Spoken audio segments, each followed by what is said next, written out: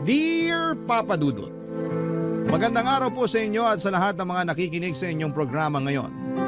Ako po si Wineth, taga Dinalupihan, Bataan. 30 years old po ako nang mangyari ang aking kwento. Nakabukod po ako sa mga magulang ko. Ilang taon din po akong nangupahan sa isang maliit na apartment at mag-isang binubuhay ang sarili ko. Sa madaling salita ay isa po akong independent woman. Papa Dudut, 17 years old pa lamang ako ay hindi ko nakasama ang mga magulang ko. Nagbe-bed spacer lamang ako habang pinagsasabay ang pag-aaral at pagpa-part-time sa isang sikat na fast food. Nakasanayan ko nang wala akong inaasahan na kahit na ano sa pamilya ko. Dahil kahit kailan naman ay hindi ko naramdaman ang pagmamahal at suporta nila. Pero dahil sa mataas ang respeto ko sa mga magulang ko at mahal na mahal ko sila, bumibisita na lamang ako paminsan-minsan sa bahay namin. Nang makatapos ako ng pag-aaral ay umayo naman kaagad sa akin ang panahon dahil nagtrabaho ako bilang entry-level na financial statement analyst sa isang petroleum company. Dahil doon ay nagkaroon ako ng kakayahang pag-aralin yung anak ng ate ko. Mula pagkabata kasi hindi na niya nabibigyan ng sapat na atensyon ang panganay niyang anak. Wala rin itong kinagisnang ama. Kung ano man ang dahilan ay hindi ko na lamang babanggitin dito. Nang magkaroon ng asawa ang ate ko at nagkaanak sila ay mas lalo na niyang hindi napansin ang isa pa niyang anak. Dahil malapit sa akin ang pamangking kong yon, nangako ako sa kanya na pagtatapusin ko siya hanggang sa kolehiyo. Mula sa pag-enroll, meeting sa school, graduation at moving up, ako palagi ang nandun. Kung meron man po kasing nakakaintindi sa nararamdaman niya at sa kakulangan niya ng atensyon, syempre ako po yun. Dahil pareho kaming hindi favorite na mga magulang namin. Bukod sa hindi magandang relasyon ko sa mga magulang at panganay kong kapatid, ay may isa pa po akong problema na pinasan ng time na yon. Kakagraduate lang po kasi sa college ng bunso naming kapatid nang itinanan niya yung girlfriend niya. Wala pong nakakaalam noon na ako ang tumutulong sa kanilang dalawa. Hanggang sa may nakapagsabi sa ate ko na nagbibigay ako ng pera sa kapatid ko, Papa Dudut.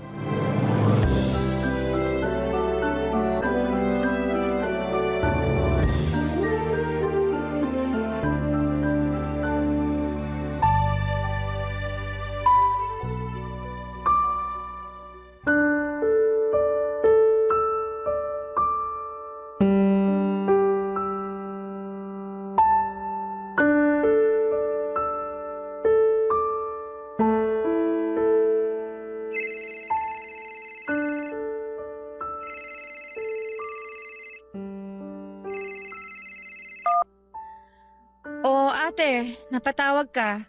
Siguro naman alam mo na kung ba't ako tumawag sa'yo. Ano na naman ba to ate? Kauwi ko lang galing trabaho. Eh ano ngayon kung kauuwi mo lang? Bakit hindi mo sinabi sa amin kung nasan yung magaling nating kapatid, ha? Pinuntahan na kami dito ng mga magulang ng girlfriend niya, hinahanap silang dalawa. Paano nyo naman nalaman na alam ko kung saan sila pumunta? Malamang tumawag mismo si Lola. Sinabi niya na hindi sila pwede magtagal doon. At ikaw naman babae ka, kinonsinti mo pa? Binigyan mo pa talaga ng pera? Ate, nangangailangan si Bunso. Alangan naman pabayaan ko na lang sila na magpalaboy-laboy ng walang kapera-pera. Eh di konsentidor ka nga. Ang sa akin lang ate, may tamang paraan para ipaintindi sa kanila na mali yung ginawa nila. Anong paraan? Yung suportahan sila sa pagtatanan? Eh, hindi naman porke tinulungan ko sila, suportado ko na yung pagtatanan nila. Mali yung ginawa nila, alam ko yun. Pero hindi ko kayang pabayaan na lang yung dalawa. Hindi nyo ba naisip na mas makikinig sila sa atin kung hindi natin sila dadaanin sa paninindak? Yan! Nagmamagaling ka na naman! Bida-bida ka kasi! Kala mo, alam mo lahat! Kapatid pa rin natin yung pinag-uusapan dito ate. Alam mo, hindi ko maintindihan kung bakit masyadong mainit yung dugo mo sa akin. Matagal na mainit yung dugo ko sa'yo. Sa tigas ng ulo mong yan, magtataka ka pa? Matigas yung ulo ko kasi never naman kayong nakinig sa akin. Kayo lagi yung tama. Hindi ko nga alam kung pamilya pa rin ba yung turing nyo sa akin eh. Kasi naaalala nyo lang naman ako sa ganitong pagkakataon. O kaya naman kapag may kailangan kayo. Aba, Hindi panunumbat yon ate. Nire-real talk lang kita. Totoo naman, di ba? Galit na galit ka sa akin kahit wala naman akong ginagawang masama sa'yo. Gigil na gigil ka kapag nagkakamali ako. Pero kapag may ipapagawa kang paperwork sa akin, ang lambing-lambing mo. Tanggap ko na nga na yun lang ang silbi ko sa inyo eh. Pero sana naman, kung hindi niyo ako kayang isama sa pamilya ninyo, bigyan niyo na lang ako ng katahimikan. Huwag kang magdrama dyan. Dapat lang naman natulungan mo ako kasi ako yung nag-alaga sa iyo nung bata ka pa. Kung isusumbat mo yon ate, bayad na ako. Matagal na. So ngayon pinamumukha mo naman sa akin na ikaw na yung bumubuhay sa anak ko. Wala akong sinasabing ganyan ha. Kahit kailan hindi ko yun ipinagyabang sa'yo kasi bukal yun sa kalooban ko. Bukal yung pagtulong ko sa pamangkin ko. At para lang alam mo ate, hindi ko yung ginagawa para sa'yo. Ginagawa ko yun para sa isang batang kulang na lang itakwil ng magulang. Kaya bago mo ako lecturean ng kung ano-ano, simulan mo muna sa pagiging ina mo sa anak mo. Naturingan ka pa namang teacher pero sarili mong anak, hindi mo pagmalasakitan. Bastos ka! Umuwi ka nga rito at maghaharap tayo? Wag na ate, wala akong panahon para sa gulong gusto mo. Kung nasaktan ka sa pag-real talk ko, ibig sabihin, totoo lahat ng mga sinabi ko. Makita lang talaga kitang babae, kakakalbuhin kita. Wag mong sabihin yan ate, gawin mo. Pero wag kang iiyak at magpapaawa kina mama kapag gumanti ako. Papa Dudut, batid ko na masyado na kaming matatanda para sa ganong away.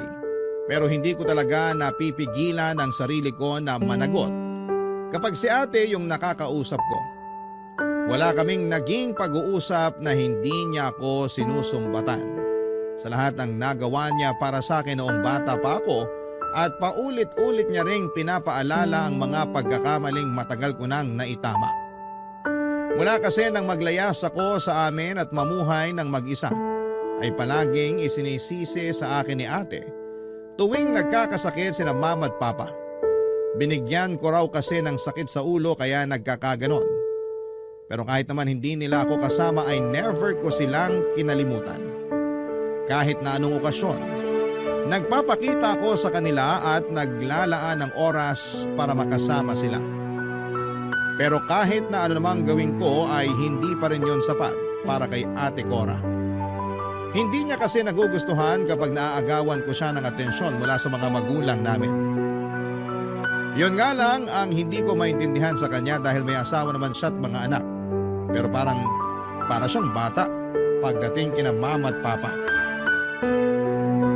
Yung tungkol naman po sa away namin ni Ate Cora, bata pa po ako nang magsimula yung galit niya sa akin. Noong ipinagbubuntis niya kasi ang panganay niya ay plano na sana niyang ipalaglag ang bata. May pinapuntang aborsyonista noon sa bahay namin pero hindi natuloy ang pagpapalaglag sa pamangkin ko nang nagsalita ako at sinabing iligal ang ginagawa nila. Napahiya sina mama at ate doon sa aborsyonista at natakot naman po yung matanda na baka magsumbong ako sa otoridad kaya hindi na yon itinuloy. Napagtanturi naman ni mama na may punto ako dahil hindi naman ginusto ng pamangkin ko na mabuo siya. Mula noon, Papa Dudut, ay hindi na ako tinigilan ni ate. Lahat ng pagkakamali ko ay ibinubunton niya.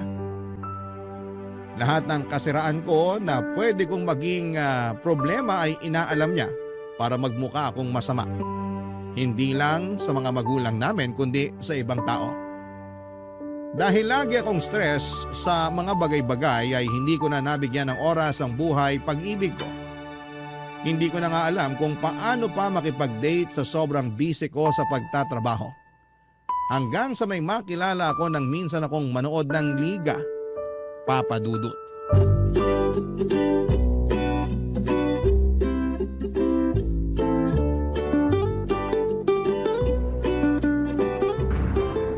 Ala, nasaan na ba yung best friend ko na yun? Umuwi na yata ah.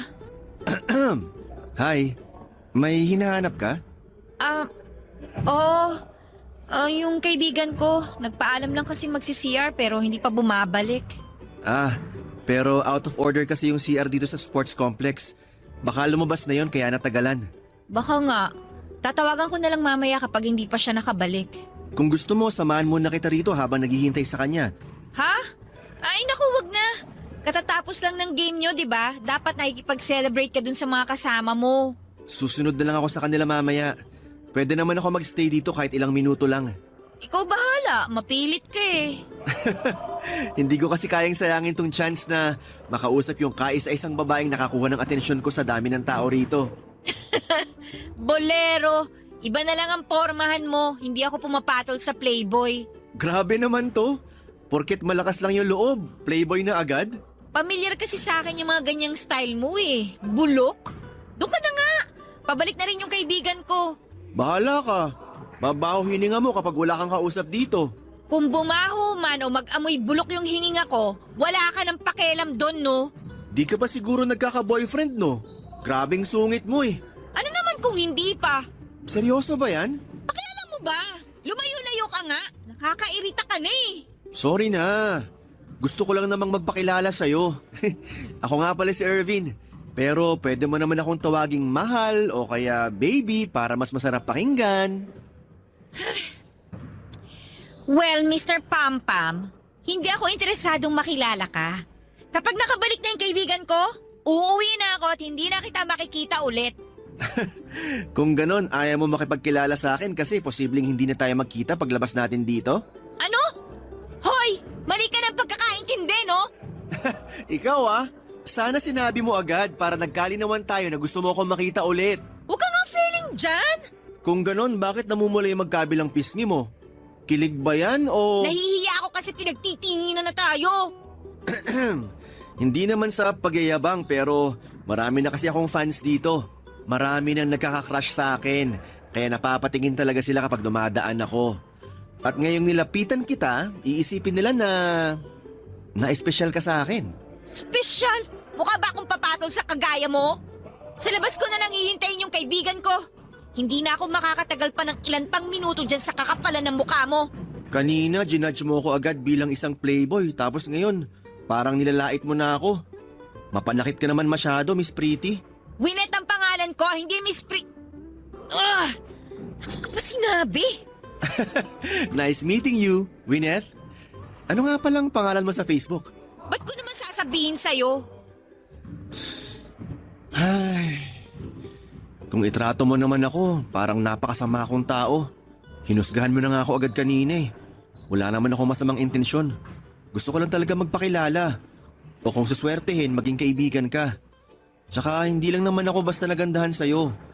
Nung nakita kita, napangiti agad ako kasi ang gaan ng aura mo. Lalo na nung nakangiti ka after manalo ng team namin. Kanina mo pa ba ako pinagmamasdan? Paano kung oo? Then huwag ka mag-assume. Nakangiti lang ako kanina kasi ine-enjoy ko lang yung game. Kung ganon, salamat sa suporta. Kahit hindi mo kami kilala. Sige, balik na ako sa mga kasama ko. Teka sandali. Bakit? Sige, eto na.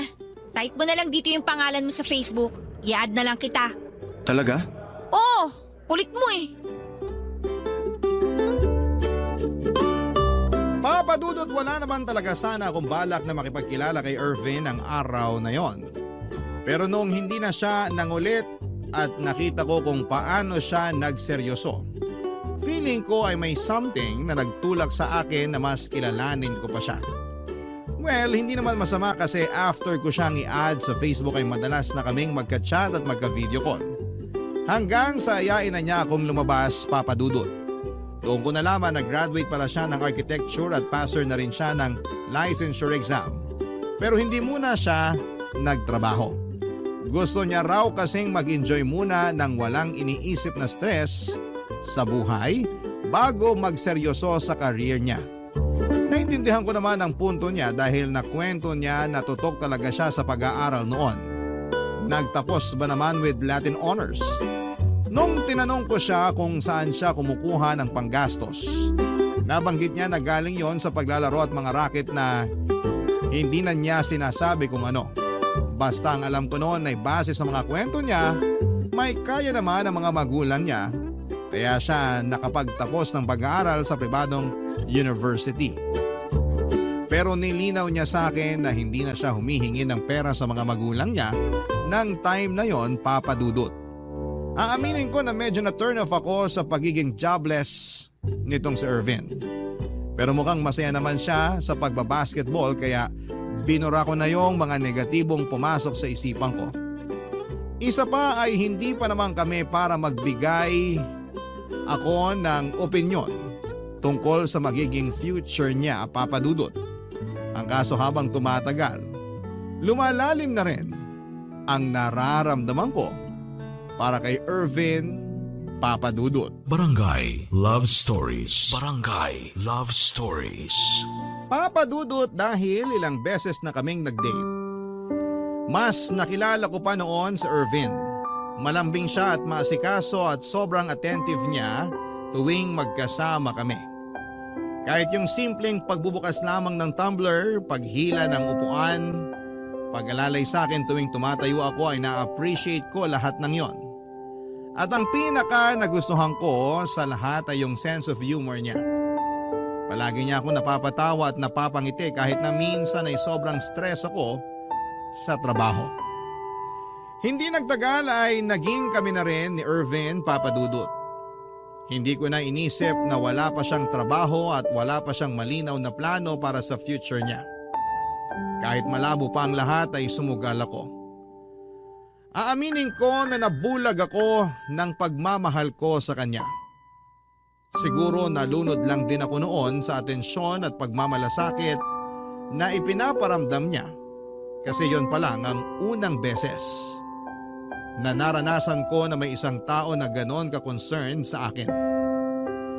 Isa pa sa mga nagustuhan ko sa kanya ay marunong siyang mag-set ng boundaries. Kapag oras ko nakasama ang mga kaibigan ko ay hindi siya nakikigulo at hindi nagde-demand ng oras.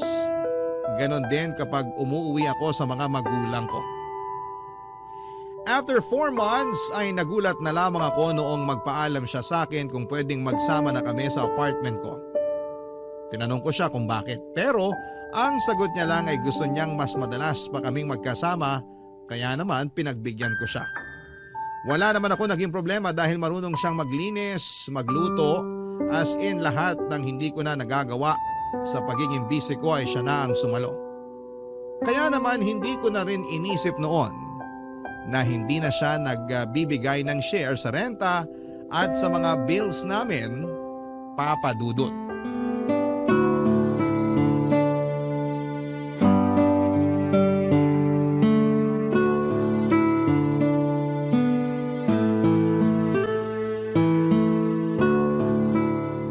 Mababait naman pala yung mga kaibigan mo eh. Hindi naman kita ipapakilala sa kanila kung hindi. Baka hindi ka maging komportable sa kanila pag ganon. Paano kung hindi ko gusto yung mga kaibigan mo? Lalayuan mo ba sila? Ano nangyari sa boundaries? Ikaw na nga mismo nagsabi na may mga kaibigan na tayo bago pa naging tayo. At hindi dapat baguhin ng relasyon natin yung pakikisama natin sa ibang tao na mahalaga rin sa atin, tama? Aba, tinandaan mo talaga yan ha. Eh yung job hunting mo nga pala, kumusta? Tinawagan ka na ba? Yun lang. Medyo inaalat ako ron, Bebu. Yung isang pinagpasahan ko, may nakuha na raw sabi ng kaibigan ko. Sinubukan mo na bang magpasa sa iba? Hindi pa. Hindi ko pa kasi maharap ngayon eh. Marami pang ganap. Next week kasal nung pinsan ko. Tapos family reunion naman namin yung kasunod. Sino namang kasama mo sa kasal ng pinsan mo? Iniisip mo ba na may iba pa akong isasama ron? Siyempre ikaw yung isasama ko. Excited na nga ako makilala ng mga pinsan ko yung napakaganda kong girlfriend eh. Ipapakilala mo na talaga ako sa kanila? Hindi ba nakakahiya? Ano namang nakakahiya ron? Ilang buwan mo na nga akong boyfriend tapos di pa kita ipapakilala? Gusto nga rin sana kitang isama sa family reunion eh. Kung papayag ka. Family reunion yun. Girlfriend mo pa lang naman ako kaya hindi pa ako parte ng pamilya ninyo. Bebu, hindi na tayo maghihiwalay, di ba? Kaya sa kasal din patungo tong relasyon natin. Tsaka nagsasama na tayo ngayon. Di ba parang mag-asawa na rin tayo? Hindi ka talaga nauubusan ng katwiran, no? Sana ganun din yung patience mo kapag naghahanap ka ng trabaho. Kapag hindi ka natanggap sa isa, maghanap ka ulit ng iba. Hindi yung hihinto ka na. Nanermo na naman po yung girlfriend ko. Huwag kang mag-alala. After ng lahat ng ganap na sinabi ko, tuloy ang job hunting. Makakahanap din ako, Bebu. At kapag hired na ako, sisimulan ko na yung pag-iipon para makapag-propose na ako sa'yo. Tsaka na natin isipin yung kasal kapag pareho na tayong financially stable. Okay, sabi mo eh. Sa'yo lang naman ako nakadepende. Huwag ka masyado maging dependent sa akin, ha? Bakit naman? Dapat kasi kahit gaano natin kamahal yung isa't isa, kaya pa rin nating tumayo nang wala yung isa. Hayaan mo. Hindi ko hahayaang mangyari na isa lang yung nakatayo sa ating dalawa. Sana gawin mo yan para sa sarili mo, hindi lang para sa relationship natin.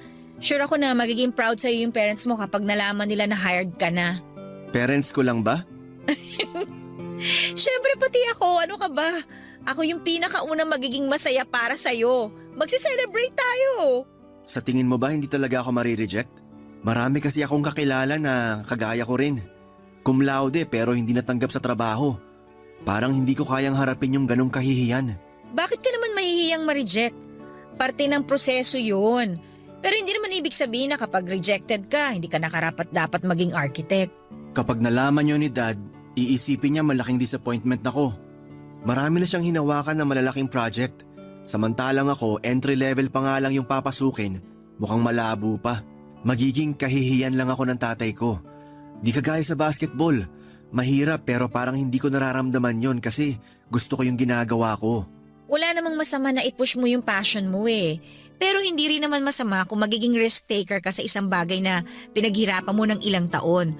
Sabihin na nating mas malaki yung chance na maging stable ka kapag pinush mo yung career mo sa architecture. Kapag okay ka na, di tsaka mo i-push yung passion mo. Paano kung ikaw na lang yung piliin ko? Di galingan mo muna ron sa dalawa. Papadudot, ramdam ko naman na mahal ako ni Irvin. Wala akong duda doon. Loyal din siya at hindi siya kagaya ng ibang lalaki na mahilig mang chicks. Palagi niya akong ina-update tuwing may lakad siya kasama ang mga kaibigan niya. Kaya naman hindi ako noon nag-aalala sa kahit na ano. Hanggang sa dumating na nga po kami sa punto na gusto ko nang makilala ni Irvin ang mga magulang ko. Wala namang sanang kaso yon dahil matanda na rin naman ako para sa ganong mga bagay. Hindi na ako parang teenager na pagbabawalan pa na mag-boyfriend. Ang kaso, hindi ko alam kung paano siya ihaharap kina mama at papa, lalo na kay Ate Cora na masyadong mapanghusga. Baka kapag nalaman nila na wala pang trabaho ang boyfriend ko ay maliitin siya ng sobra at ayokong mangyari yon. Kaya ang nangyari ay palagi ako nagpapalusot o di kaya ay iniiba ang usapan tuwing nababanggit ni Irvin ang tungkol doon. Itinago ko muna sa pamilya ko ang pakikipagrelasyon ko kay Irvin. Pero oras na malaman nila ng maaga ang tungkol doon, ay ipapakilala ko rin naman siya kaagad. Ang problema kahit na anong pagtatago sa relasyon namin ang gawin ko, nakarating pa rin po ito sa kontrabida kong kapatid, Papa Dudut.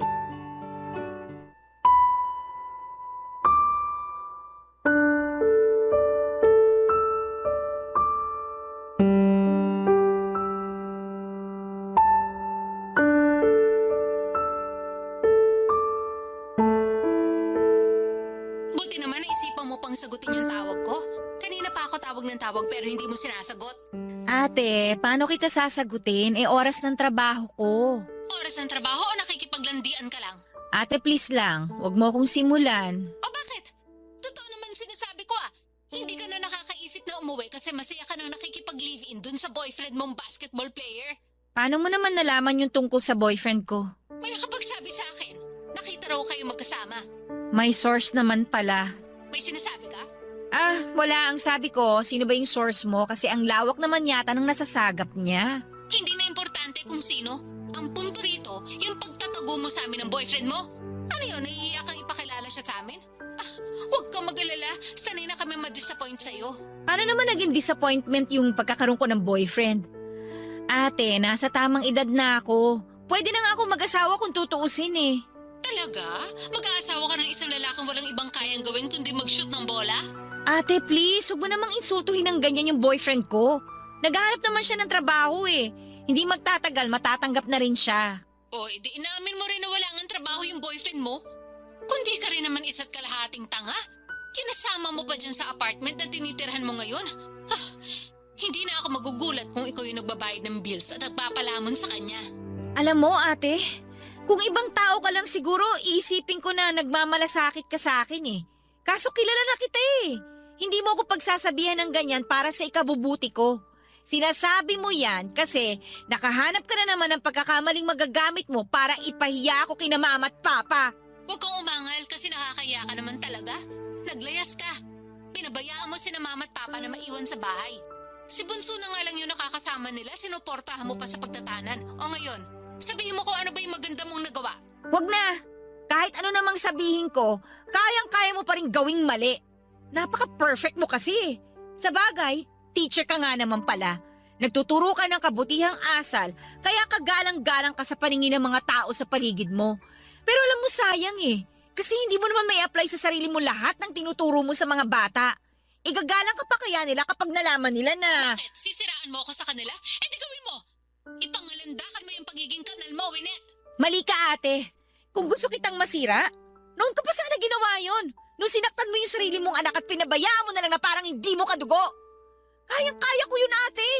Kayang-kaya kitang sirain sa mga taong nauuto mo. Pero hindi ko ginawa, di ba? Nanahimik ako kasi yun naman palagi yung gusto niyong gawin ko. O sige, utang na loob ko na sa'yo yung pinag-aaral at inaasikasa mo yung anak ko. Pero hindi pa rin mababago no na ginagawa mo rin yung naging pagkakamali ko noon. Pumatol ka sa walang silbing lalaki. Kaya huwag ka na magtangkang ipakilala pa siya sa akin. Huwag kang mag-alala Ate Cora. Hindi ko ipapakilala sa'yo si Irvin. Hindi naman niya kailangan ng validation mula sa isang taong bulok yung pagkatao. Papadudot nasaktan ako ng sobra sa mga sinabi ni Ate Cora tungkol kay Irvin. Pero hindi ko pinagsisihan na ipinagtanggol ko ang boyfriend ko sa ate ko. Sa simula pa lang ay masyado ko nang nararamdaman na nahuhusgahan niya. Nasanay kasi siya na siya lang yung may magandang imahe sa aming magkakapatid. Kaya para sa kanya ay wala siyang ginawang mali. Nakuha ko rin naman ang punto ni Ate Cora sa pagpapakasal sa isang lalaking walang trabaho. Pero alam ko rin noon na mas mahalaga kay ate ang sasabihin ng ibang tao. Iniisip niya na magdadala lamang ako ng kahihiyan sa pamilya namin lalo na kapag nabuntis ako ni Irvin. Dahil doon, kinausap ko ulit si Irvin at kinumbinsing ituloy na ang paghahanap niya ng trabaho. Ang kaso mas inuna pa niya ang pagdayo sa kung saan-saan para makapaglaro. Madalas yung nagiging dahilan ng pagtatampo ko sa kanya pero tuwing nangyayari yon ay susuyuin niya lamang ako. Babawi siya at okay na ulit kami. Paulit-ulit lamang na ganoon pero hindi pa rin siya nag-aasikaso papadudot. Naniwala pa rin siya na may mararating siya sa paglalaro niya ng basketball. Gusto ko sana siyang suportahan na lamang at hayaang gawin ang gusto niya. Pero hindi ko alam kung hanggang kailan pa niya gagawin yon.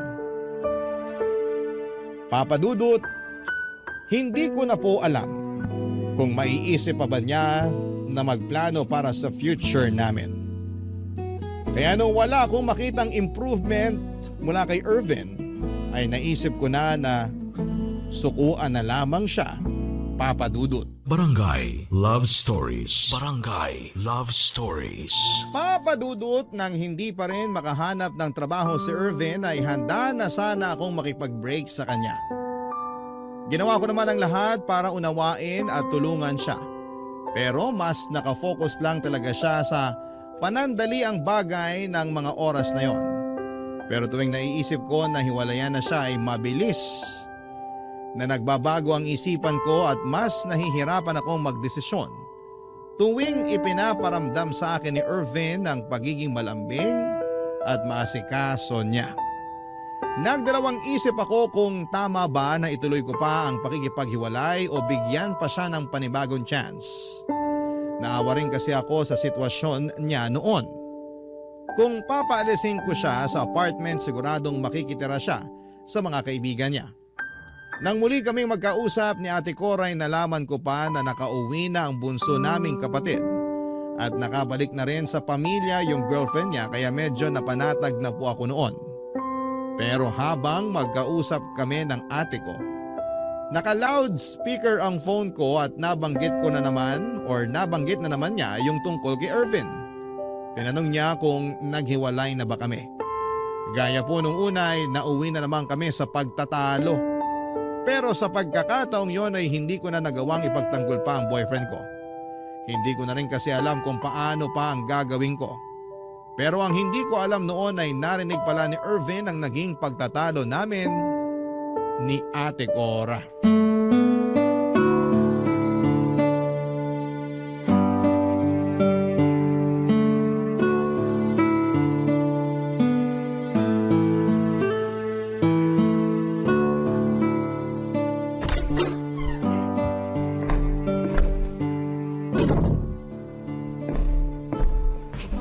Kanina ka pa ba dyan? Hindi naman. Kapapasok ko lang. Hindi mo lang napansin kasi kausap mo yung ate mo. Saan ka ba galing kanina? Sa court lang, Bebu. Inaya kasi ako maglaro. Lagi ka namang inaaya maglaro. Sorry. Ako na lang magluluto ng dinner natin. Pero lalabas lang ako sandali. May bibilhin lang ako. May papasabay ka ba? Wala. Okay. Mukhang masyado kang na-stress sa trabaho. Kung gusto mo, imamassage kita mamaya. Wag na. Sige, next time na lang. Ano nga palang gusto mong ulam? Ikaw nang bahala. Bebu, Ano? galit ka ba sa akin? Ayokong pag-usapan yung nangyari, okay? Kung ganon, galit ka nga. Ano bang pwede kong gawin para… Gusto mo talagang malaman? Pwes, maghanap ka ng trabaho, Irvin. Hindi ko kailangan yung serbisyo mo dito. Mas gusto ko na magtrabaho ka na. Naghahanap naman ako, Bebu. Sorry kung nasistress ka na dahil sa akin. Yun bang dahilan kaya ayaw mo pa akong ipakilala sa pamilya mo? Honestly, oo. Hindi ka nila magugustuhan. Nung unang beses na nakausap ko si Ate Cora, ipinagtanggol naman kita eh. Pero kanina, hindi ko na alam kung dapat ko pa bang gawin yun. Parang hindi mo naman deserve eh. Puro ka pangako pero hindi mo naman ginagawa. Sige nga, paano ko ipagkakatiwala yung future ko sa isang jobless na boyfriend? Kapag nabuntis ako pa rin ba yung kikilos? Ako pa rin ba yung sasagot sa lahat? Hindi to one-man relationship lang. Kaya please naman, maghanap ka na ng regular na trabaho. Pasensya ka na kung nahihirapan ka ng dahil sa akin. Kung gusto mo, lilipat na muna ako para hindi na makadagdag sa gastusin mo habang naghahanap pa ako ng trabaho. Kapag meron na, babawi ako sa'yo. Pangako yan. Pangako na naman? Nakakaumay na yung mga pangako mo eh. Sana naman this time magseryoso ka na. Hindi naman kita pinupush sa magkatrabaho kasi kailangan ko yung pera mo. Ang gusto ko lang, umusad yung buhay mo ngayon. Yung stability, di ba? Pag meron ka nun, hindi ka basta-basta mamaliitin ng ibang tao. Tsaka tong relationship natin, hindi lang tayo dapat nakafocus sa kilig at tsaka dun sa saya. Dapat kaya rin natin backupan yung isa't isa kahit anong mangyari. Naiintindihan mo ba yon, Irvin? Naiintindihan ko. Aayusin ko na yung mga gamit ko bukas para makalipat na ako. Buti naman. Okay ka lang ba dito kahit wala ka ng kasama? Kinaya ko na mag-isa sa loob ng ilang taon. Kaya bakit hindi? Pero pwede bang ipagluto pa rin kita ngayon? Hayaan mong pagsilbihan kita kahit ngayong gabi na lang. Wala na akong ganang kumain. Sige, lalabas na lang muna ako. Magdala ka ng susi. Ilalak ko yung pinto mamaya. Dala ko naman palagi. Huwag ka na sana magpuyat para makapagpahinga ka ng maayos. Tutuloy na ako. Sige na. Bebu, O bakit na naman? mahal na mahal kita. Sana hindi ka mapagod sa akin. Kala ko ba paalis ka na? Eto na nga, aalis na.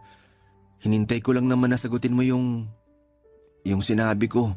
Pagod na ako, Irvin. Gusto ko na magpahinga kaya kung may pupuntahan ka, umalis ka na lang. Bahala ka na kung anong oras mo gustong bumalik. Papadudot ako ang nakapagbitiw ng masasakit na salita kay Irvin noon. Pero parang mas nasaktan pa ako sa naging reaksyon niya. Hindi niya sinabayan ang init ng ulo ko at wala akong narinig na kahit na anong makakasakit sa damdamin ko. Umalis lang talaga siya ng gabing yon ng tahimik. Hindi ko na nga alam kung anong oras siya nakabalik pero paggising ko kinabukasan ay wala na ang mga gamit niya sa kwarto.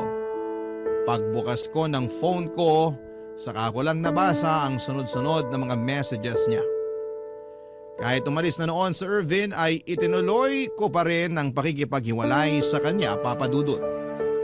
Inisip ko kasi noon na baka mas makapag-focus siya sa career niya kapag wala na kaming dalawa. Nakadepende na lamang sa kanya kung paano niya aayusin ang buhay niya. Ang kaso ay hindi siya pumayag na mag-break kami. Nagmakaawa siya na kung pwede ay mag-cool off na lamang muna kami. Pero noong nalaman ko na patuloy pa rin siya sa paglalaro ay nag-assume ako na wala pa rin siyang trabaho kaya nakipag-break na ako sa kanya. Hindi ko na siya kayang harapin noon kaya dinaan ko na lamang sa chat ang paghihiwalay namin, Papa Dudut. Ang hindi ko alam ay natanggap na pala noon sa Irvin sa isang real estate development firm at nagpasya lang siya na ipagpatuloy pa rin ang passion niya sa paglalaro. Ewan ko pero sa halip na manghinayang ay naging masaya pa ako sa pagbabagong yon sa buhay niya. Papa Dudut, 1 taon nang nakalipas nang muli kaming magkita ni Irvin. Parehong lugar at parehong dahilan din. Dahil naroon ako para manood ng finals. Sa totoo lang ay hindi ko naisip na naglalaro pa rin siya ng time na yon kaya nakampante ako. Pero nung tawagin ang pangalan niya at hanggang sa matapos ang laro ay nasa kanya na ang buong atensyon ko.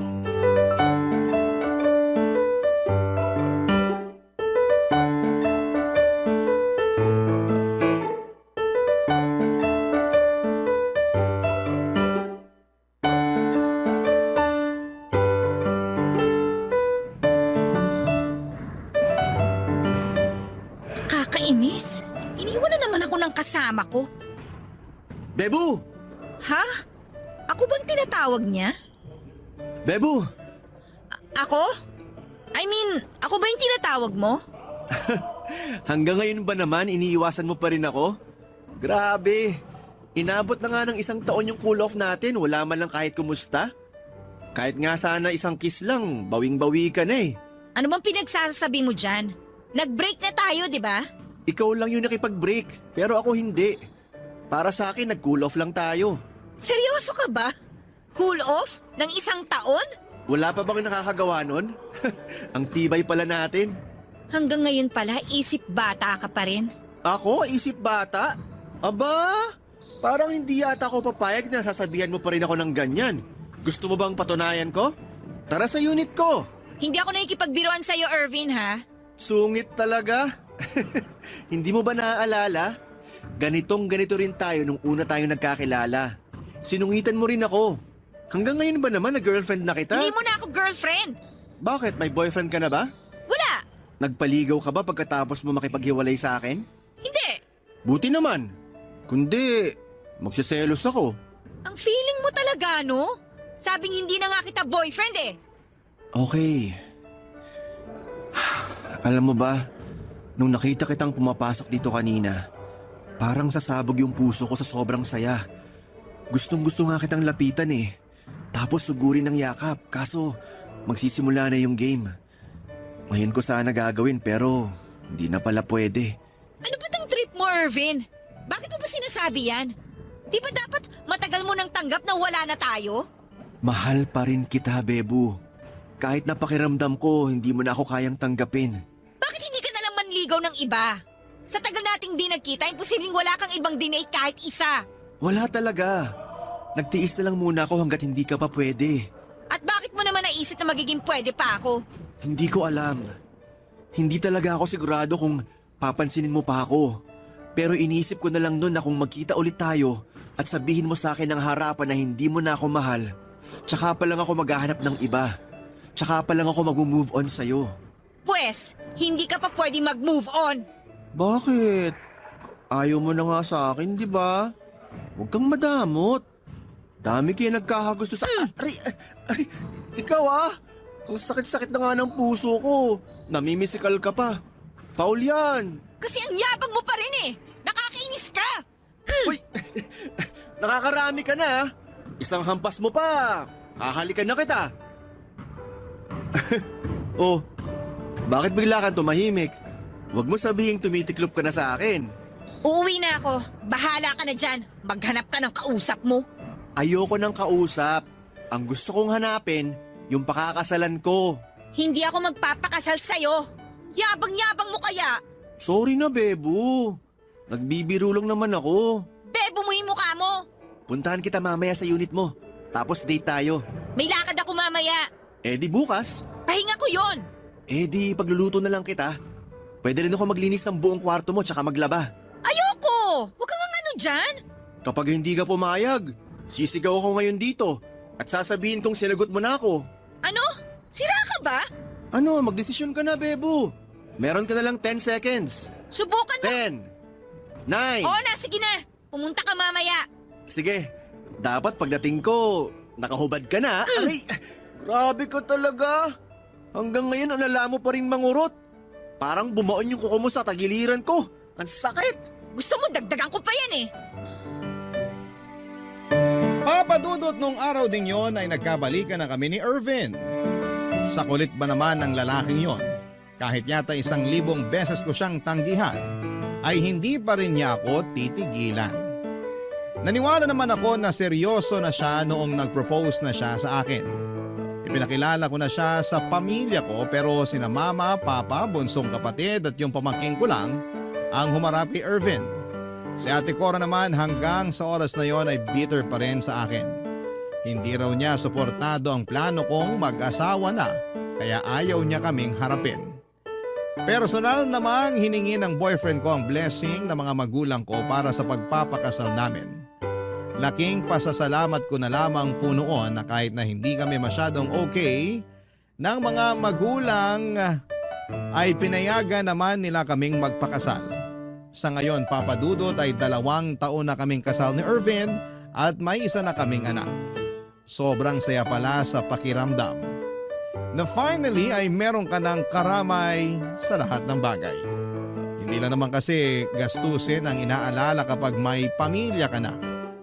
May mga problema pa rin na walang kinalaman sa pera. Pero kahit kailan, mula nung magpakasal kami, ay hindi ko naramdaman na mag-isa lamang ako. Iba yung security na naibibigay sa akin ni Irvin at ganon din naman ako sa kanya. Kaya hindi namin pinagsisisihan na pinili namin ang isa't isa. Tungkol naman po sa pamangking ko ay kaunting panahon na lamang ay makakatapos na siya sa kolehiyo. Sa amin na rin siya nakatira para mas magabayan ko siya ng mabuti. Hindi man ako ang tunay niyang ina, Papa Dudot, ay sinisigurado ko naman na hindi niya mararamdaman na may kulang sa kanya sa pagmamahal man o sa material na bagay. Dear Papa Dudot, magandang araw po sa inyo. Ako po si Ryan, 32 years old na sa ngayon. Taga-Albay po ako pero mula po noong mag-college ay sa Mandaluyong City na ako tumira. At ang dahilan ay ikakwento ko po sa inyo. Nag-iisang anak lamang po ako at lumaki ako sa Albay kasama ng tatay ko. Nagtanan lang din po sila noon ng nanay ko kaya malayo kami sa mga kamag-anak namin. Ang problema po ay 3 taon pa lamang ako ay iniwan na ako ni nanay sa kanya. Hindi namin alam kung saan ito pumunta. Basta ang alam ni tatay, iniwan kami nito dahil sa kahirapan. Pero kahit mag-isa na lamang na tumatayong magulang ay itinaguyod ni tatay ang pag-aaral ko. Papa Dudot, dahil 3 taon pa lamang ako nang iwan ni nanay ay halos hindi ko na po siya matandaan. Tanging pangalan niya lamang ang alam ko. Tuwing tinatanong ko naman si tatay kung nasaan siya ay palagi nitong iniiba ang usapan at paulit-ulit lang na sinasabing hindi na namin dapat iniisip yung taong nang iwan sa amin para sa makasariling dahilan. Kaya naman wala po talagang ideya noon ang pagkatao ko tungkol kay nanay. Kahit itsura niya ay hindi ko na rin po alam. Wala kahit isang litrato niya sa bahay namin, Papa Dudot. Pero kahit nangungulila ako sa isang ina ay ginawa naman ni tatay ang lahat para makaraos kami sa pang-araw-araw. Naging tendero po siya ng taho sa umaga at ice cream naman sa tanghali hanggang hapon. Sa gabi naman ay tumatambay siya sa may pasyalan para magtinda ng balut at chicharon. Sa kasamaang palad, Papa Dudot, ay pumanaw ang tatay ko habang siya ay natutulog. Cardiac arrest ang kinamatay niya. Nang mailibing po siya ay parang nawala na ako ng dahilan na manatili pa sa lugar na tinitirhan namin dahil wala naman po kami ni isang kamag-anak doon. Nang inaya ako ng kaibigan kong si JM na magtrabaho sa Maynila ay hindi na po ako nagdalawang isip pa. Bonus na lang po sa akin na nagkaroon pa ako ng pagkakataong makapag-aral sa tulong ng scholarship at ng aking part-time job. Halos hindi ko na nga po namalayan na ilang taon na palang lumipas mula nang umalis ako sa Albay.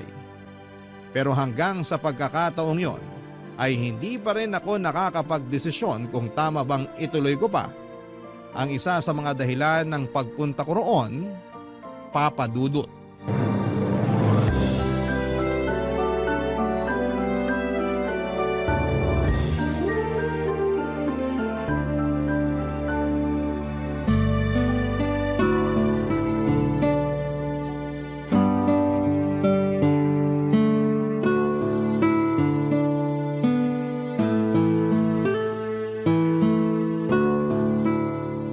Tol, ayos ka lang?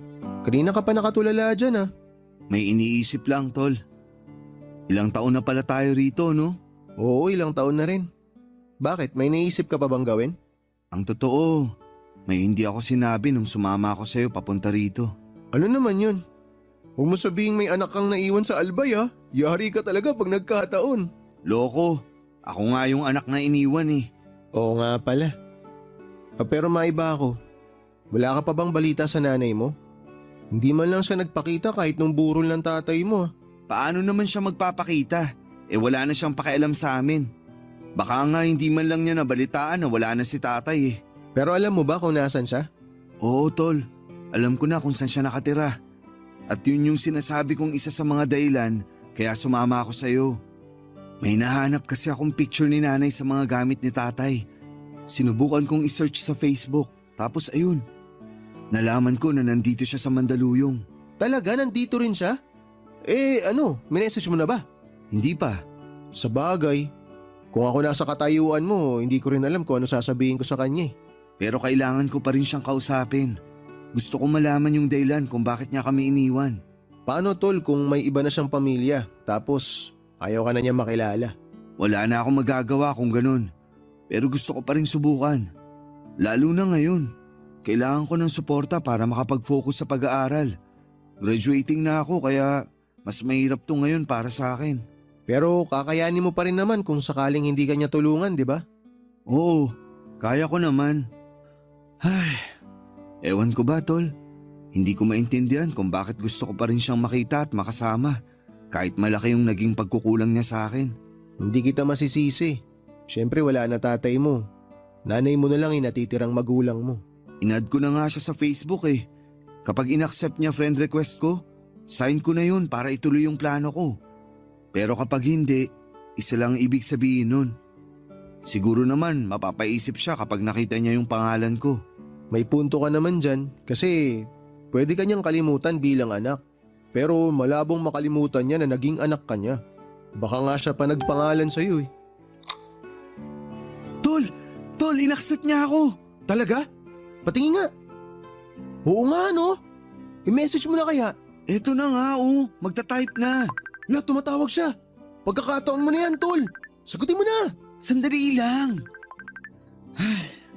Eto na. Hello? Oh, anak. Mabutit na isipan mong hanapin ako. Kumusta ka na? Tol, nakilala niya ako. Di kausapin mo na.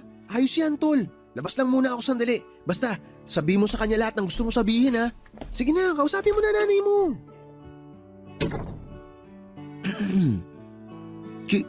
Kilala niyo po pala ako? Nakilala kita sa pangalan mo. Hindi na kasi kita mamukhaan eh. Ang laki na lang pinagbago ng itsura mo, anak. Teka, nasan ka ba ngayon? Nandito na po ako sa Mandaluyong. Talaga? Kailan ka pa rito? Sana sinabi mo agad para na-meet kita. Nagdalawang isip po kasi ako kung dapat pa ba akong makipagkita sa inyo. Tsaka medyo busy po talaga. Pinagsasabay ko po kasi yung trabaho ko at pag-aaral. Mabuti naman at naisipan mong mag-aral. College ka na, di ba? Ano bang course kinuha mo? Mechanical engineering po. Mahusay kang pumili. Mukhang sa akin mo naman na yung pagiging madiskarte sa buhay nga pala, kung libre ka sa Sabado, magkita tayo. Pwede mo akong puntahan sa bahay namin. Hihintayin kita. Papadudot, pinuntahan ko nga po noon ang address na ibinigay sa akin ni nanay. Doon ko po napagtanto na totoo nga palang maganda na ang buhay niya. May kaya kasi ang napangasawa niya at siya naman ay magaling humawak ng negosyo kaya nagkaroon siya ng sariling restaurant. Naikwento niya lahat ng iyon nang mag-usap kami, Papadudot. Pero sa halip na makaramdam ako ng amor sa nanay ko, ay kabaligtaran ang naramdaman ko sa una naming pagkikita. Habang ipinagyayabang ni nanay ang naging tagumpay niya noong iniwan niya kami, nadudurog naman ang puso ko para kay tatay na namatay na lamang nang hindi napapacheck up dahil sa kakulangan namin sa pera. Habang kausap ko noon si nanay, wala siyang ibang bukang bibig kundi ang pera. Doon ko po naunawaan kung bakit ayaw ni tatay na pinag-uusapan ng nanay ko. Mas mahalaga kasi sa kanya ang magandang buhay kesa sa unang pamilya niya. Naisip ko nga po noon na kung maubusan ng pera ang bago niyang asawa, ay baka iwan niya rin po ito gaya ng ginawa niya sa tatay ko. Kaya naman kahit na inalok niya ako na doon tumira sa bahay nila ng asawa niya para makabawi siya sa akin, ay hindi ako pumayag, Papadudot. Pero sa kabila ng pagtatanggi ko ay hindi naman siya sumuko noon hanggat hindi ako napapapayag na sumama na sa kanya. Hiningi ko ang opinyon ng kaibigan kong si JM at sinabi niyang wala namang masama kung bibigyan ko ng pagkakataon si nanay. Kaya naman ang muli niya akong tanungin ay pumayag na ako na doon muna tumira sa kanila. Nakilala ko po ang asawa niya na tawagin niyo na lamang po sa pangalang Dolan. Maayos naman ang pakikitungo niya sa akin nung una. Pero may pakiramdam ako noon na parang ginagawa niya lang yon tuwing kaharap si nanay. At hindi nga po ako nagkamali dahil unang araw ko pa lamang sa bahay nila ay ganito na kaagad ang nangyari, Papadudot.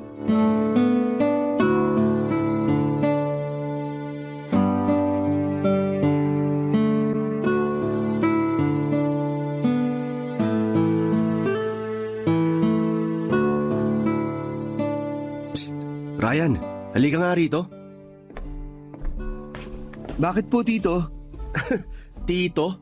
Sir ang dapat mong itawag sa akin. Hindi naman kita kaano-ano. Nga pala, may papagawa ko sa'yo para naman hindi sayang yung oras mo dito sa bahay. Ano po ba yun? Linisin mo yung kotse ko. Dapat wala na akong makikita kahit konting dumi pag tinignan ko mamaya. Gagamitin ko yun bukas. Kompleto naman kami sa gamit. Oh, ingatan mo yung mga yun ha. Ayoko ng ignoranting nakakasira ng mga gamit dito. Hindi po ako ignorante, sir. Ano kasi tingin mo? Di ba't galing ka lang naman sa probinsya? Baka puro bundok at mga damo lang nakikita mo ron. Iba yung buhay rito. Marami na po ako naging trabaho. Total, hindi nyo naman po ako tinatanong, edi sasabihin ko na lang. Nagtrabaho po ako dati sa car wash, kaya hindi po ako ignorante gaya ng iniisip nyo. Aba, ayos ka pala eh. Mukhang marami kang kayang gawin. Sige, galingan mo mag-car wash. Malay mo, yun na rin maging trabaho mo habang buhay. Akala ko pa naman mabait kayo. Wala rin naman pala kayong pinagkaiba sa mga matapobreng may kaya dyan sa tabi-tabi. Nakaangat lang kayo ng konti, nang mamaliit na agad kayo ng iba. Hoy, ayusin mo yung pakikipag-usap mo sa akin ha. Baka nakakalimutan mo. Dito ka nakatira sa pamamahay ko. Pwedeng kitang palayasin kung gugustuhin ko. Klaro? Kung meron man pong klaro sa akin, yung may karapatan din po ako manatili dito hanggat hindi ako pinapaalis ng nanay ko. Kasal po kayo, hindi ba? Conjugal property niyo po tong bahay kasi wala naman kayong pinirmang prenuptial agreement. Kaya kung gusto niyo akong palayasin dito, siguraduhin niyo rin pong gusto yun ng nanay ko. Napakayabang mo ah. Anong akala mo? Mas magaling ka pa sa akin? Kayo po may sabi niyan, hindi ako. Sira ulo ka! Baka gusto mo makatikim Kapag ng... sinaktan niyo po ako, pwede ko rin po kayong kasuhan. Kaya bago po kayo gumawa ng kahit ano, pag-isipan niyo po muna. Sige na po, sisimulan ko na yung paglilinis ng kotse niyo. May malamig na tubig po sa loob. Magpalamig muna kayo. Buisit kang bata ka? Hindi na po ako bata, sir. 23 na po ako. Hindi ka talaga nahuubusan ng sagot ano? Isa na lang at tatamaan ka na sa akin. Tatahimik lang po ako kapag hindi ko na kailangang depensahan yung sarili ko. Hindi naman po kasi ako pumayag sa alok ng nanay ko na tumira dito para maging alipin nyo eh. Gusto niyang bumawi sa akin at hindi kayo nakakatulong sa kanya kung ganyan nyo ako itatrato. Kayo rin po, baka iwalayin kayo ni nanay kapag... Maglinis ka na ng kotse ron. Dami mo pang satsat. Ano bang nangyayari sa inyong dalawa? Kaya aga-aga ang iinit ng ulo nyo. Mas mabuti kung yung asawa nyo na lang po tatanungin nyo, Nay. Pinaglilinis pa kasi ako ng kotse niya. Maiwan ko na po kayong dalawa. Anak, sandali. Hindi mo naman kailangan gawin yan. May tagalinis kami ng kotse rito. Mas mabuti na rin po na may ginagawa ako rito para natutumbasan ko yung pagtira ko dito sa bahay nyo. Ay, pasensya na po, Nay, pero dediretsahin ko na po kayo. Ayokong dumating yung araw na susumbatan nyo ako sa mga naitulong nyo sa akin. Kaya hanggat may paraan para ibalik ko yun, gagawin ko po. Papa Dudut, hindi nagawang makapagsalita noon ng nanay ko matapos kong sabihin sa kanya ang saloobin ko sa pagtira sa bahay nila. Nakiusap naman siya na kung maaari pagpasensyahan ko na lamang muna ang asawa niya. Wala naman akong magawa dahil kailangan ko talagang makisama, Papa Dudut. Kapag may pinapagawa sa akin ang asawa ni nanay, kung wala naman akong ginagawa ay sinusunod ko yon kaagad. Pero kapag oras ng pag-aaral ko, kahit magalit pa si Tito Dolan, ay nagmamatigas pa rin ako. Doon nagsimula ang pagbabago sa pagsasama nilang mag-asawa.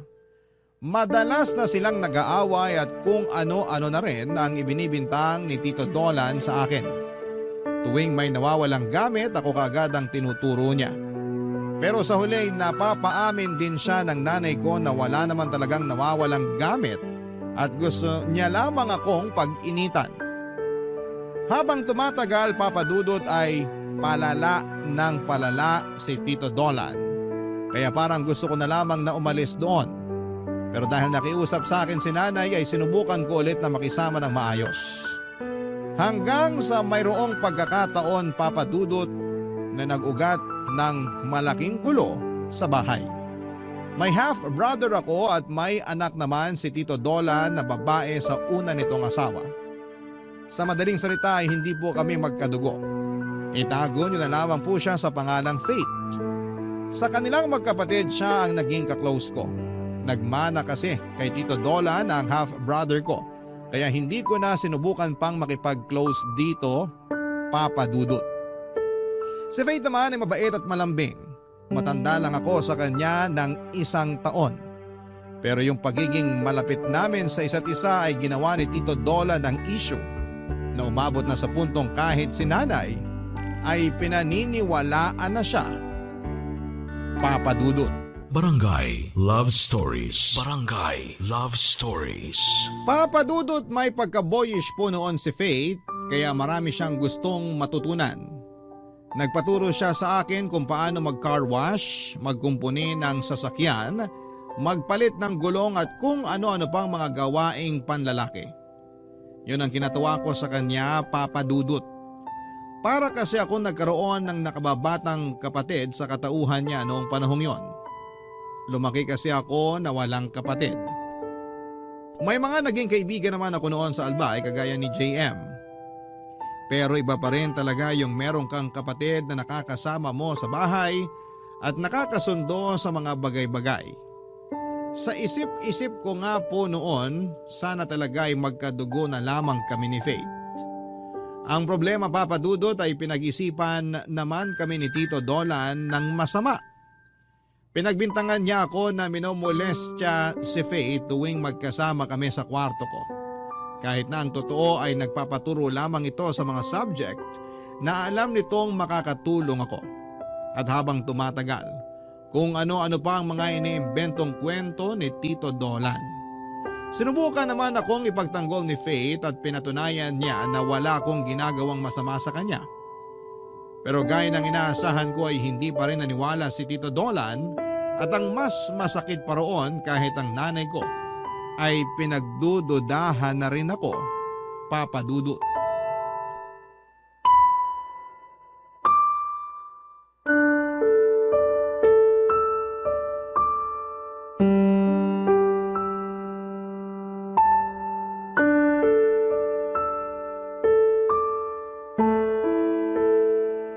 Nakakawalang ganang kumain. Han, please. Nasa harap tayo ng pagkain. Bakit ba kasi kailangan pang sumabay sa atin yung anak mo? Sumabay po ako sa inyo kasi sinabihan ako ni nanay. Kung ayaw niyo po, pwede namang mamaya na lang ako kumain. Anak, hindi. Diyan ka lang. Hindi ikaw yung gusto kong makasabay kumain, kundi yung mga anak ko. Nasaan ba yung mga batang yun? Nagpaalam yung bunso natin na malilate ng uwi. Si Faith naman, nandun pa rin sa kwarto niya. Ayaw sumabay sa ating kumain. Paano sasabay? Nandito yung anak mong manyak. Dahan-dahan po kayo sa ibinibintang nyo. Wala po akong ginagawang masama sa anak nyo, sir. Walang ginagawang masama? Palagi kang naroon sa kwarto niya? May matinubang lalaki na gagawa nun sa anak ko? Hindi naman po problema yung pagpunta ko sa kwarto niya. Ang problema po yung marumi yung utak. Ryan, ano ba? Huwag mong pinagsasalitaan ng ganyan si Dolan. Nay, nagpapaturo lang si Faith sa akin. Kaya ako siya sinasamahan sa kwarto niya. Wala kaming ibang ginagawa dun.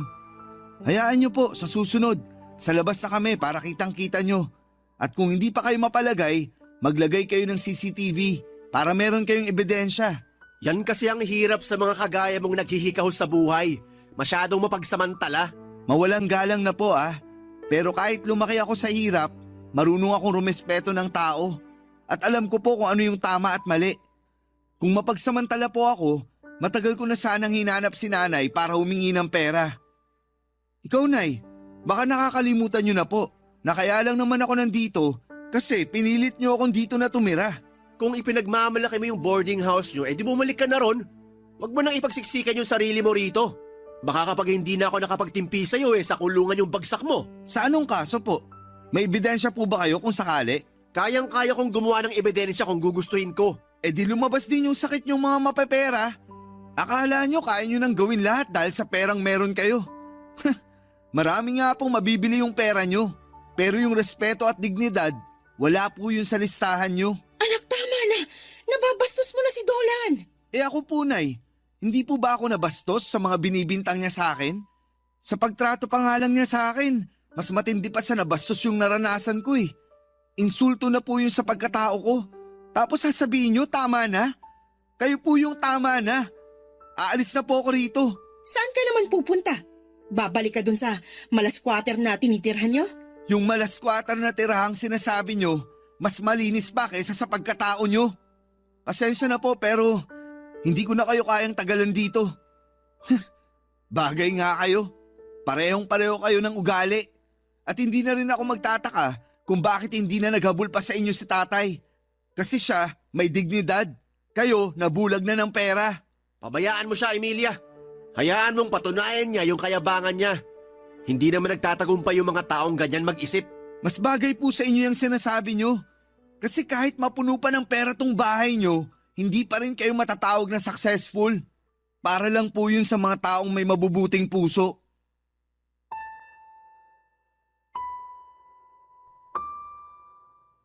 Papa Dudut, gaya nga po ng sinabi ko sa kanila ay umalis na ako sa bahay ni nanay. Hindi na rin po ako nagpaalam kay Faith dahil baka madagdagan pa ang ibinibintang nila sa akin. Mula po noong araw na yon ay ipinangako kong wala na akong magiging koneksyon sa kanila. Lalo na sa nanay ko na sa ikalawang pagkakataon ay tinalikuran ako.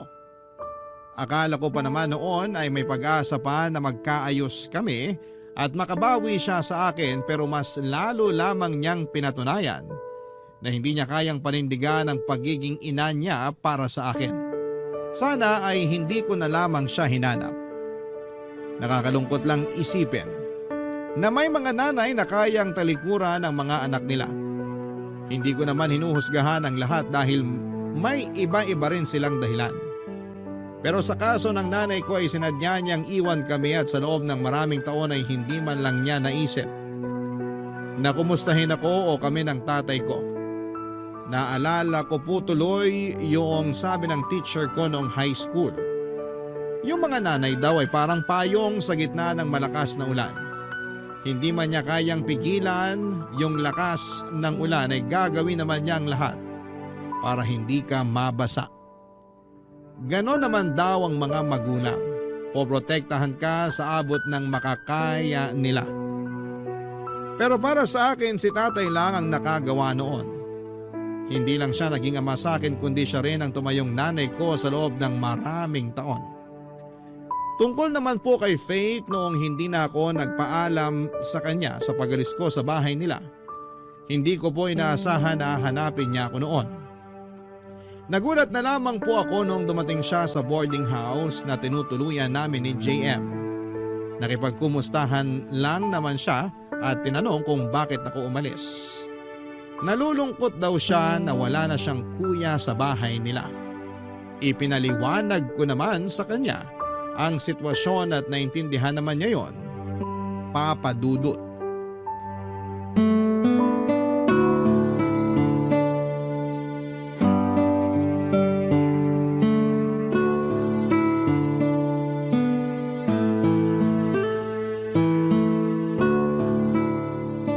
Grabe, tol. Kapatid mo talaga yun? Ganda ah. Baliw, hindi ko kapatid yun. Anak siya ni Tito Dolan sa una niyang asawa. Yung kapatid ko sa ina, hindi ko naman kasundo kasi manang-mana sa tatay niya. Kala yata pinatira ako sa bahay nila para gawing utusan. Hayaan mo na sila, tol. Mabuti nga umalis ka kaagad eh.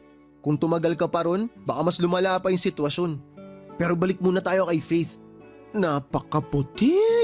Ang kinis at ang ganda, tol. Kung ako sa'yo, ligawan mo na yun. Total, hindi naman kayo magkadugo eh. Kaya pwedeng pwede.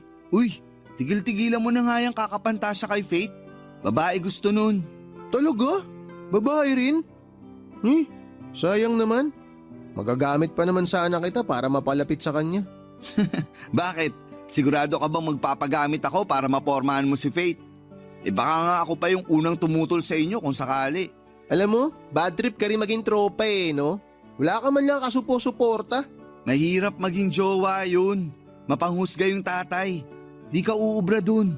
Baka kapag umakyat ka ng ligaw, gawin ka lang utusan. Marami pang ibang babae dyan, yung hindi komplikadong ligawan. Aba, baka hindi mo pa nakikita kung paano dumiskarte tong macho dancer mong kaibigan. Isang giling ko lang kay Faith, tol. Baka hindi na siya umuwi sa kanila. Uy, di uubra kalaswaan mo ron. Baka bigla kang mapadasal kapag nag-share ng Bible verse yun sa'yo. Seryoso? Ganun siya karelihiyosa? Oo, kaya nga naiiba siya sa pamilya nila eh. Siya lang yung mabait. Grabe, ideal girl ko pa naman yung ganun. Kahit hindi mapera, basta ganun kaganda tsaka ganun kabait, laban. Pag pinagbigyan ako manligaw nun, wala nang date-date. Yayayain ko na agad ng kasal. Loko, wag ka nang umasa kay Faith. Maghanap ka na lang ng ibang liligawan. Eh yung nanay mo, kumusta naman kayo? Kala ko itatanong mo kung pwede yung nanay ko eh. Mas lalong hindi pwede yun. Saka hindi ko pa rin siya kinakausap. Nag-chat siya sa akin. Tumatawag din nung nakaraan pero hindi ko na pinapansin.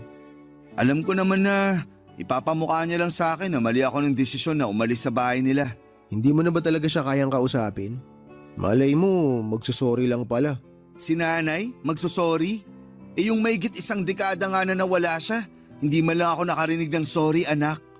Sinabi niya lang na babawi siya, tapos hindi pa niya napanindigan. Anong klaseng pagbawi yun? Dinagdagan pa nga niya yung sama ng loob ko sa kanya eh. Ay, napakadrama ng buhay mo, tol. Alam mo kung ano maganda? Isat natin yan mamaya. Hindi pwede, may klase ako bukas. Ito naman oh, minsan lang eh. Sa susunod na lang tol. Hindi talaga pwede. Malapit na yung finals namin. Konting tiis na lang. Gagraduate na ako. Kaya hindi ako pwedeng pumalpak ngayon. Alam mo naman na yun na lang inaasahan kong makakatulong sa akin para matupad ko yung pangarap kong makapagtrabaho abroad. Wow! Ngayon pa lang tol, nakikita ko na. Magiging mechanical engineer ka sa ibang bansa. Pero teka, final na ba yun? Hindi na ba magbabago isip mo na pagiging engineer talaga gusto mo? Oo, wala nang makakapagpabago ng isip ko. Pangarap namin ni tatay yun eh. Pero tol, sakali lang naman na hindi ka kagad makapagtrabaho. Pwede kita ipasok doon sa amin para maging dancer. Salamat na lang, tol. Papadudot na gawa ko pong pagsabayin ang pagtatrabaho at pag-aaral ko noon. Nagawa ko makapagtapos sa kolehiyo nang walang hinihingi kahit isang sentimo sa nanay ko. Nung hindi ko pa rin sinasagot ang tawag niya ay tumigil na rin siya sa pagme-message sa akin. Sa isip-isip ko naman noon ay mas mabuti na rin na malayo kami ni nanay sa isa't isa para wala ng gulo. Gaya ng inaasahan ko ay hindi sumipot sa graduation ko si nanay. Sa bagay, hindi ko rin naman siya in-invite. Hindi ko rin naman sigurado kung alam niya na gagraduate na ako pero hindi na rin talaga ako umasa pa.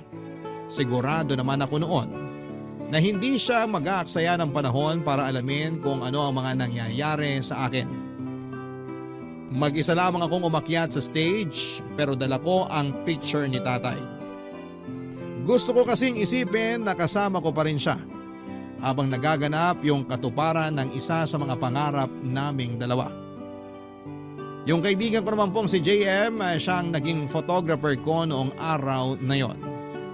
Isang linggo makalipas ang graduation namin ay bigla na lamang sumulpot sa boarding house ang nanay ko. Ngunit ang ipinagtataka ko ay may mga pasasya sa mukha niya at maliliit na sugat sa braso. Hindi ko napigilang maawa sa kanya ng mga sandaling yon, Papa Dudut. Kaya sa halip na pairaling ko ang galit ko sa kanya, ay nagpa siya akong tulungan si nanay matapos kong malaman na binubugbog pala siya ng kanyang asawa ng mga panahong yon. Barangay Love Stories. Barangay Love Stories. Papadudot ilang araw ding nanatili sa boarding house namin si nanay. Natatakot daw siyang bumalik sa bahay nila dahil baka mapatay na siya ni Tito Dolan. Tinanong ko siya kung ano ang dahilan ng pananakit nito sa kanya pero ayaw niyang sabihin yon sa akin. Wala naman akong ibang maisip na dahilan noon kundi ang selos o may kinalaman sa perang naging away nila. Pero kahit mas pinili ni nanay na maglihim sa akin ay hinayaan ko pa rin siyang manatili muna sa amin. Sa ilang araw na magkasama kami ng nanay ko ay doon ko lang po naramdaman na may nanay pa pala ko. Habang nagpapagaling siya ng mga sugat niya, inaasikaso niya rin ako at ang mga gamit ko sa boarding house. Aaminin ko na isa yon sa mga kahinaan ko, Papa Dudut. Gustong gusto ko kasi yung pakiramdam na may nag-aasikaso sa akin. Dahil na rin siguro sa nasanay na ako sa pagiging independent. Kaya bago para sa akin ang mga ganong klase ng pakiramdam. Habang magkasama po kami ni nanay, ay hindi ko inaasahan na doon ko maririnig ang paghingi niya ng tawad sa pang-iiwan niya sa amin ni tatay noon. Umiyak siya at pinagsisihan niya lahat ng nagawa niya. Hindi ko alam kung ano ang magiging reaksyon ko noon kaya nakinig na lamang ako sa mga sinabi niya ng mga sandaling yon, Papa Dudut.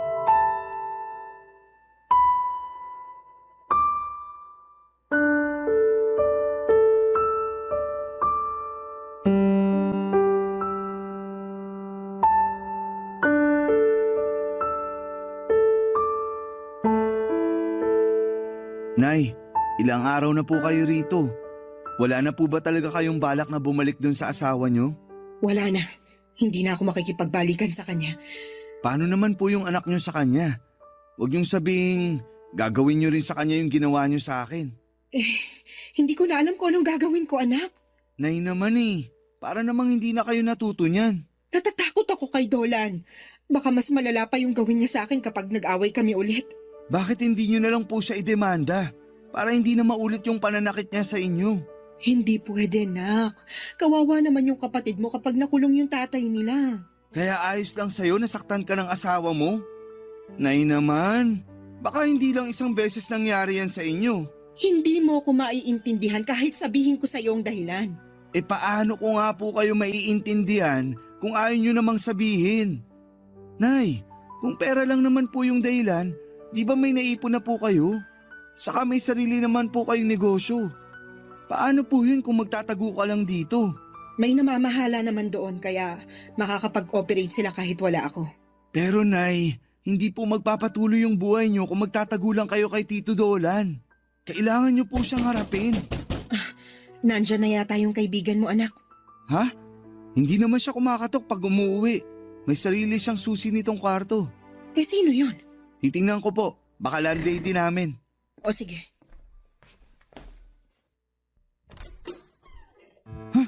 Tito Dolan, Nasaan yung nanay mo? Nandito ba siya? wala po siya rito. Tsaka bakit naman siya pupunta dito hindi na nga kami nag-uusap. Huwag mo akong niloloko, bata. Alam ko nandito siya. Sinabi ko na nga pong wala. Ilalabas mo siya? O babasagin ko yung bungo mo? Kayang-kaya kitang patayin dito kung gugustuhin ko. Grave threat po yan. Baka gusto niyo ring humimas ng rehas. Ilabas mo si Emilia! Dolan! Lalabas ka rin pala eh. Halika rito. Umuwi na tayo. Ano ba? Huwag niyo hablutin yung braso ni nanay. Nakakasakit na kayo eh. Talagang masasaktan siya sa akin. Lalo na ngayon na dito pa siya pumunta sa'yo. Alam ko na sinaktan niyo si nanay kaya umalis siya sa bahay niyo. Tapos ngayon, ang lakas pa ng loob niyong kunin siya rito. Hindi niyo siya pwedeng isama. Hindi ikaw yung masusunod dito. Tumabi ka dyan! Sasama na ako! Anak, hayaan mo na akong sumama sa kanya. Sige na. Pero nay, sasaktan lang kayo ulit ng lalaking yan. Huwag nang matigas ang ulo mo! Sasama na ako sa asawa ko. Huwag ka na makialam, bata. Kami mag-asawa yung mag-uusap. Kaya kung ayaw mo masaktan, huwag mo nang pigilan yung nanay mo. Huwag kang umasa na magbabago pa yung isip niya nang dahil sa'yo. Hindi ka kasing importante gaya ng iniisip mo. Makinig ka na lang sa Tito Dolan mo. Huwag mo na akong pigilan. Mag-uusap din naman kaming dalawa eh. Yan kasi hirap sa inyo na eh. Kahit alam nyo ng mali, gagawin nyo pa rin. Alam mo ikaw, may atraso ka pa sa akin eh. Akala mo ba hindi ko malalaman na pinapunta mo rito si Faith? Talagang hindi ka makatiis, ano? Anak, anong sinasabi ng Tito Dolan mo? Si Faith yung kusang pumunta rito. Hindi ko nga alam kung paano niya nalaman yung address nitong boarding house. Pero kung iniisip nyo na may ginawa akong masama sa kanya, nagkakamali kayo. Kaya wag nyo nang gamitin sa akin yung anak nyo para magmukha na naman ako masama. Papa Dudut, hindi na nakipagtalo sa akin si Tito Dolan. Hindi na rin ako nakialam sa kanila gaya ng gusto nilang mangyari. Sino ba naman ako para pakinggan ang nanay ko? Ilang beses na niyang pinatunayan na mas mahalaga sa kanya yung bago niyang pamilya. Lalo na yung asawa niyang napaka-matapobre. Ang ipinagtataka ko lang po noon kahit na may pera naman si nanay, mas pinili niyang manatili sa boarding house namin. Pero matapos ang eksenang nangyari noong sunduin siya ni Tito Dolan, parang nakalimutan na niya yung naging bonding naming dalawa at kung gaano ko kagusto na makasama siya. Bago sila umalis noon ay ipinamukha sa akin ni Tito Dolan na walang mangyayari sa buhay ni nanay kung hindi dahil sa pera nito. Kaya naisip ko na kaya hindi magawang kumalas ni nanay sa lalaking yon ay dahil sa utang na loob at takot na bawiin ang lahat ng ibinigay nito sa kanya. Kahit paano naman ay naiintindihan ko ang nanay ko, Papa Dudut. Pero malaking pagkakamali ang desisyon niyang makipagbalikan pa sa asawa niyang kayang-kaya siyang saktan at manipulahin. Mula nang bumalik si nanay kay Tito Dolan ay nawala na kami ulit ng komunikasyon. Pero si Faith madalas siyang nagkukwento ng mga nangyayari sa bahay nila. Sa kanya ko nalaman na ako pala ang dahilan ng pananakit ni Tito Dolan sa nanay ko. Nang malaman daw kasi ni Tito na pumunta sa boarding house si Faith, susugurin sana ako nito para saktan at ipakulong. Pero nagaway sila ni nanay. Doon ko po nalaman na ipinagtanggol pala ako ng nanay ko. Dahil sa nalaman ko mula kay Faith ay sinubukan kong kontakin si nanay para makapag-usap kami. Naglakas loob po akong pumunta sa bahay nila at ganito po ang nangyari.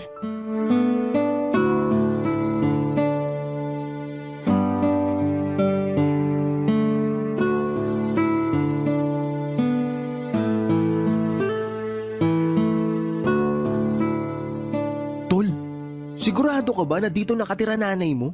Oo, di ba nga? Galing na rin ako rito dati. Grabe! Ang ganda naman ng bahay nila. Ang lamig siguro sa loob niyan. Yung kwarto mo ba dati, may aircon? Meron, pero hindi ko ginagamit. Binubuksan ko na lang yung bintana kasi malamig naman sa taas. Kung mababait lang sana yung mga nakatira dyan, makikitira na rin ako eh. Papaampun na lang ako sa nanay mo. Baka pagsisiyan mo. Mag-doorbell ka na kaya. Malay mo, papasukin tayo. Tsaka may CCTV naman oh. Makikita tayo rito. Ito na nga. Ulitin mo na 10 beses yung pagdo-doorbell. Baka may lumabas din dyan. Baka day off nung kasambahay nila kaya walang taga-bukas. Brian, anong ginagawa mo rito? Nay, tawag na po ako ng tawag sa inyo pero hindi naman po kayo sumasagot. Nag-aalala na po ako. Hindi ba't sinabi ko na sa'yo na hayaan mo na ako? Huwag mo nang pakialaman yung buhay ko, naiintindihan mo? Tintindihin mo yung sa'yo kasi wala ka pang nararating. Bakit po ba hindi nyo maiwan-iwan yung asawa nyo? Kaya nyo naman palaguin yung negosyo nyo nang kayo lang mag-isa.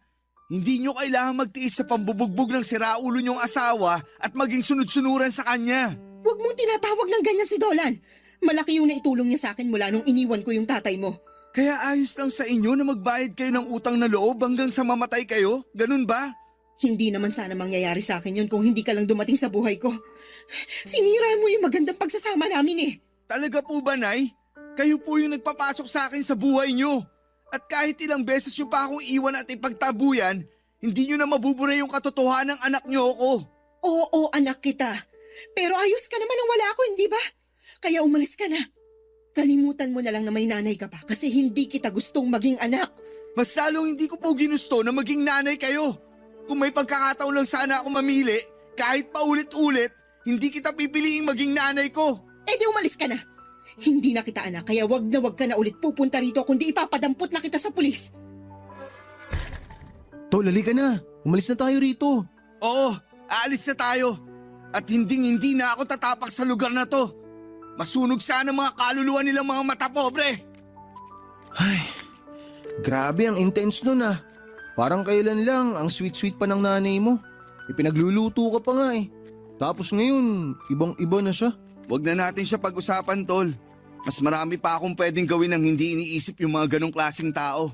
Tamang mindset yan, Tol. Sanay ka naman na sariling sikap eh. Doblehin mo lang yun. Malay mo, kapag naging successful ka, magsisi sila sa pamamaliit at pagtataboy nila sa'yo. Maraming taon din naman ako nabuhay nang wala si nanay sa tabi ko. Kaya mas kakayanin ko yun ngayon. Lalo na't mas malinaw na sa akin ngayon na hindi niya ako gustong maging anak. Pero Tol, paano kaya kung sinabi niya lang yun para mailayo ka sa gulo? Tapos, mahal ka pala talaga ng nanay mo. Imposible. Hindi pagmamahal yung ipinaramdam niya sa akin eh. Ay, mabuti pa, magpalamig na lang muna tayo. Tsaka kumain tayo ng marami bago umuwi. Para pagdating natin sa boarding house mamaya, iutot mo na lang yung sama ng loob mo sa mga nangyari ngayong araw. Bakit? Ililibre mo ba ako? Oo, syempre. Mag-aaya ba naman ako kung ikaw yung gagawin kong taya? Salamat, Tol ha. Sus, maliit na bagay. Ikaw pa. Kaya ang lakas-lakas mo sa akin. Pais nga ako, Tol. Suntok, gusto mo? Biro lang. Para kasing iiyak ka na eh. Huwag ka iiyak. Papadudot kahit papaano ay gumaan ang dibdib ko ng mga oras na yon dahil sa kaibigan kong si JM. Hindi man siya yung kaibigang magaling magpayo ay lagi naman siyang naroon tuwing kailangan ko ng makakasama at makakausap. Tungkol naman po sa nanay ko ay wala na akong naging balita sa kanya mula nang itakwil niya ako bilang isang anak. Hindi na rin po ako nagaksaya ng oras na alamin pa yung mga bagay na may kinalaman sa kanya. Pinutol ko na rin po ang komunikasyon ko kay Faith para hindi na makadagdag pa ng panibagong gulo sa pamilya nila. Nag-focus po ako noon sa paghahanap ng trabaho at agad naman po akong natanggap sa inaplayan ko at ilang taon din ako roon bago ako nakapag-abroad. Sa ngayon, Papadudot, ay masasabi kong financially stable na ako at may kakayahan na rin bumuo ng sarili kong pamilya. Ang kaso ay ayoko madaliin yon para hindi ako mauwi sa mga maling desisyon sa buhay. Nang makauwi po ako dito sa Pilipinas ay pinasimulan ko na rin ang sarili kong bahay para hindi ko na kailangang mangupahan pa. Si JM nga po pala ay nasa Japan na sa ngayon. Factory worker siya roon at malaki na rin ang kanyang naiipon. Hindi na niya kailangang mag-macho dancer kapag naisipan niyang umuwi at mag-for good na rin dito sa Pilipinas. Sa lahat ng mga nangyari sa buhay ko, lalo na sa amin ng nanay ko ay natutunan kong umusad sa buhay habang unti-unti akong nagpapatawad. Habang tumatagal naman kasi ay humuhupa na rin yung galit ko, kaya masasabi ko po na nakalaya na ako sa bigat na naranasan ko noon. Pero aaminin ko, tuwing nakakakita ako ng payong ay naaalala ko pa rin ang nanay ko. Naisip ko yung pagprotekta niya sa akin kay Tito Dolan. Napagtanto ko na kahit papaano naman pala ay may nagawa rin siya para sa akin. Kaya naman may parte pa rin sa puso ko na umaasang darating din yung araw na magkikita kami ulit nang wala ng galit sa isa't isa. Hanggang dito na lamang po, Papa Dudut, at maraming salamat po sa inyong lahat na bumubuo ng Barangay LS na naghahatid po ng inspirasyon sa amin na inyong mga tagapakinig. More power sa inyong istasyon. Ang inyo pong forever kapuso at ka-barangay, Ryan.